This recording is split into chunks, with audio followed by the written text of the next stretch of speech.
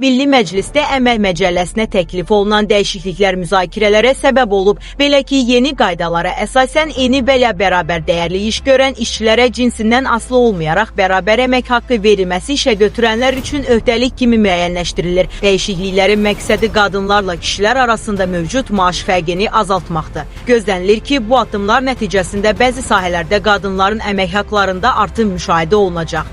Bu, hansı peşələrdə çalışan qadınlara şamil oluna bilər. Xəbər zolağı az xəbər verir ki, Qlobali Fopaza danışan Liberal İqtisadçılar Mərkəzinin sədri ekspert Akif Nəsirli deyib ki, bu dəyişikliklər əmək məcəlləsində bərabər əmək haqqı prinsipinin tətbiqi ilə bağlıdır. Yeni qayda cinsiyyətə görə ayrı seçkililiyin aradan qaldırılmasına yönəlib. Qanun layihəsinə əsasən bu prinsip bütün peşə və fəaliyyət sahələrinə dövlət və özəl sektorda çalışan müəllimlərə, həkimlərə, dövlət qulluqçularına, ofis əməkdaşlarına şamil olunur. Eyni zamanda istehsal və xidmət sahələrində çalışan fabrik, zavod işçiləri, market, restoran əməkdaşları, bank və maliyyə sektoru nümayəndələri də bu sırada yer alır. Ekspert bildirib ki, texniki idarə edici vəzifələrdə çalışan mühəndislər, proqramçılar, menecerlər və layihə rəhbərləri də sözü gedən hüquqdan yararlanır. Həmçinin ənənəvi olaraq kişi işləri hesab edilən tikinti, nəqliyyat və təhlükəsizlik sahələrində fəaliyyət göstərən qadınlar da bu prinsiplə əhatə olunur. Qanun cinsindən asılı olmayaraq eyni və ya bərabər dəyərli iş görən hər kəsə tətbiq olunacaq.